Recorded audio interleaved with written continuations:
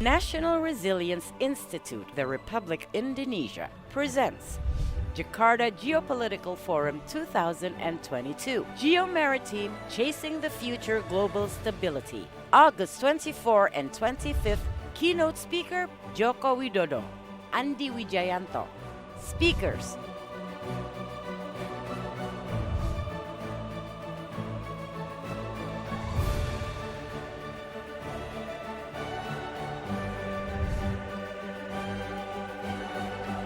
Registration: Jakarta Geopolitical Forum 2022, Geo-Maritim Chasing the Future Global Stability. Ladies and gentlemen, first of all, good morning and thank you, Governor and all the Lemhannas for inviting me, having me in this very wonderful occasion today. Today I would like to discuss about the role of technology related to the geostrategy and the framework of the international relations. Next, please. Yeah, this is the agenda. I think we can go next slide. One thing that it's quite, simple question, but actually need more elaboration in answering this question. So this is the basic question that given to us, that actually how to advance the maritime technology can contribute to the secure and balanced global architecture in a fragmented world like today. It's not easy answer to this maybe $1 million question. Yesterday we follow very thoughtful discussion and insightful from the governor and all the speakers about the geopolitik, for example. Here I would like to bring as well that not only geographic power, politics, but technology. Technology is indispensable for the international relations today. Next, please. Okay, I would like to begin with the possible to the contemporary geopolitik. I will present, built upon the governor presentation yesterday about the geopolitik, the fifth generation, I think. So I would like to bring your attention into the importance of the time bound versus the space or territory, and then a technology-based geopolitics.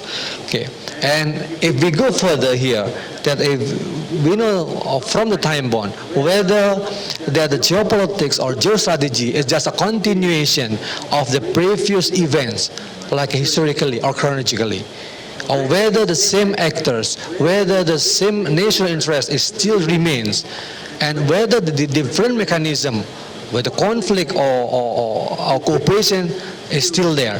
So I think we should touch upon this issue as well, the time bound. The second, I think the one more important point is that the advancement of the technology.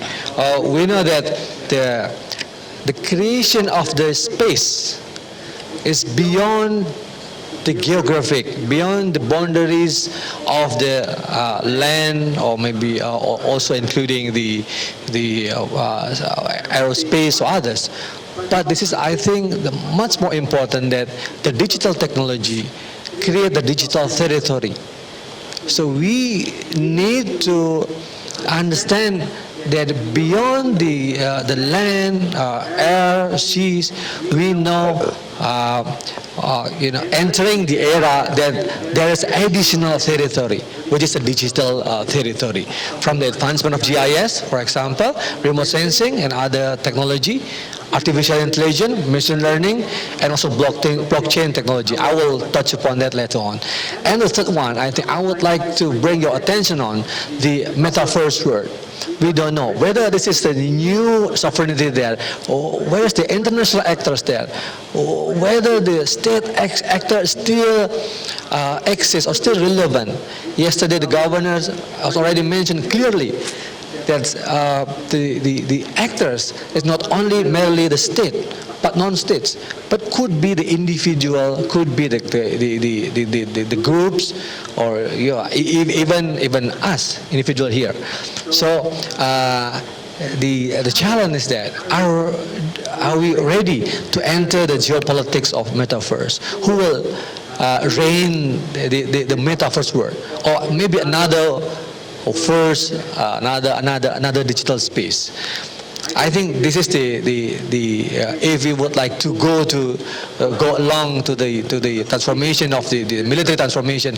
I think I do agree that we need to put our attention on the digital technology. Therefore, I think here is regulation versus innovation is like the old history, and innovation is always go further, and regulation is lag behind, and then we fight each other on that bureaucracy, and then the regulator, and finally like what we actually facing today, that the government try to get taxings for any digital activities. It's not wrong, but I think this is the new reality that the government also need to understand that. But on the other hand, the business side, the non-state actors is, going farther and more, fast rather than we expect in the past. Next. Then I just read a few papers before, prior my presentation today. That's a very good piece of paper, AI and international politics. It's available, and I will be very happy to distribute to all of you from Arsenal and Krebs. It's not about because I die harder of the Arsenal, but the author resemble with my soccer clubs, Arsenal. This is a motivation and incentive for international actors pursuing the AI. Among others that the authors mentioned there are three reasons. Motivation for pursuing AI in international politics. Of course, the first and foremost, I think, improving domestic government and efficiency, governance and efficiency. For sure, using the AI, all the bureaucracy, all the mechanism is getting digitalized, and all the tracked by the system. And the second point is, I think, related to what we are discussing today about the capitalizing on military opportunities.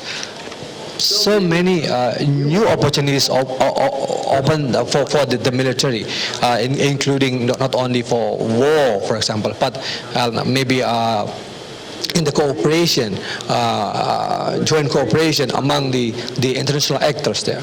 And the last but not least, number three, is that the first two is focus on the domestic, but the number three here, power, influence in global competition, bring the international actors once again to the stage of competition.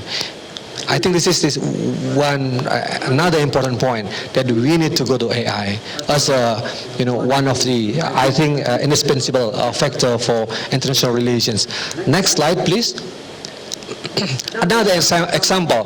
This is my favorite example that I always bring to the people in Lemhannas. Actually, maybe some of you already familiar with this. This is an application how the technology is implemented with IR. So let's put this way.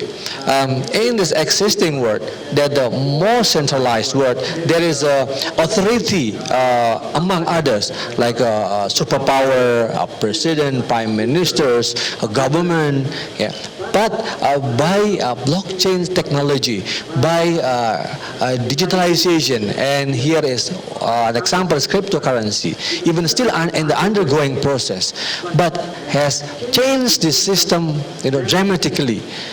From the centralized to the more decentralized system. There's no need to validate the transaction from the center, but the hubs and spoke that validate all transactions using the blockchain technology is there. It's not only for the financial transaction. This is just a cryptocurrency is just one piece of example. But we believe in other activities in our daily life. It could be in the bureaucracy, in the education, higher education, maybe into the military. Okay, how every transaction is tracked by the blockchain technology that validated by every hub, that this is decentralized and this is independence, and no central authority can control its hubs and spoke and that. And with that background, I believe that the new world governance or the new world order will emerge from that. I'm not saying that the sovereignty of the state, because I speak before all of you that most of you are military person. I'm not saying that. You're still very important. But how the government or the military need to pay more attention on this different feature of maybe the future of international relations in the coming years. Next slide, please. Well, once again, before I answer the previous question, maybe I typically academician when I, given the question and I try to answer that based on what I have been saying in the beginning, that why how the maritime technology can contribute to the global architecture in this fragmented world. I just imagine maybe it's because this is the way how we perceive the world. There is a tendency of the convergence. There is a great narrative among us, among the scholars, among also the practitioners, and including the military. How? At least I have two indicators here. The first is from the industry. Many industrialists, many business people, and also all the, let's say, bureaucracy or politician now is campaigning about the sustainable industry, green industry, climate change, and including how to reduce this CO2 and so on and so forth. So basically, the investment, the financial things must be inclusive. Not only benefit to the business sectors, but the much more important is to benefit the better of the people.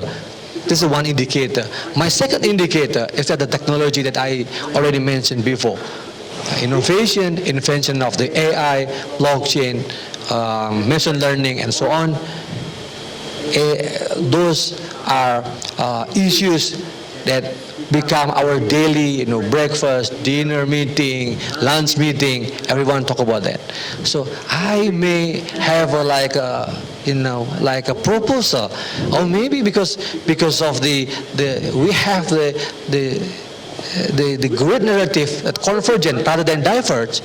Then I think the maritime technology, can be one of the solution. Okay, next one, my next slide.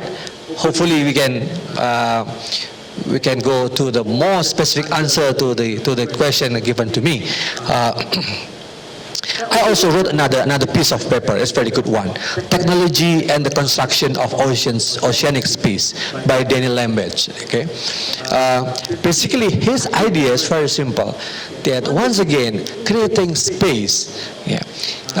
There is interaction among actors. Okay, technology and environment. So technological development is entangled with politics. It's not politics itself, not technology itself, but it's intertwined between those two. Okay, if we see here, for example, the actor and technology. Actor on one hand also affect the technology, but technology also give good opportunity for the actors to do something about that. Use the technology and the technology and environment. Technology give, let's say, the environments much more, better. How to preserve the environment, for example. And also environment also give the parameters for the technology. On the other hand, if we see here the relation among the actors and environment. Of course, human beings, multinational corporations, states, okay, have a very, good or bad intention how to use the environment. It's up to us whether the environment would like to preserve the environment or we would like to abandon the environment. It's up to us. But also on the other hand, environment also give hints to the actors. Okay. It's like there's a flood, there is a climate change. It's like a jargon that we are consuming every day. So according to Lambert, these three factors create the space construction. I think this is the main ideas of language. So when we talk about the space of territory, it's not only just sea, air, or land, but in this case of this paper, bathymetry. Maybe the colleague from the Navy knows very well about this. It's about nodes, about the dot and the under the sea, and then how to create maps. Okay. So space here is not only the capture of the sea, air, or land, but also create the digital space. Okay, then can be used as a venue for cooperation or even conflict among other actors. In these terms, it's international actors. So last but not least, basically this is maybe one of the amongst the so many possible answers that why the technology, maritime technology, that maybe could be very specific on that. I don't touch upon that because I'm not really master on the very specific maritime technology. But here by my presentation, I offer the framework, how to see the technology related to the space, related to the ocean here, because we talk about the maritime technology is access in the ocean. I think I stop here, and hopefully we will have a very good discussion after all the presenters or panelists give a presentation. Thank you very much.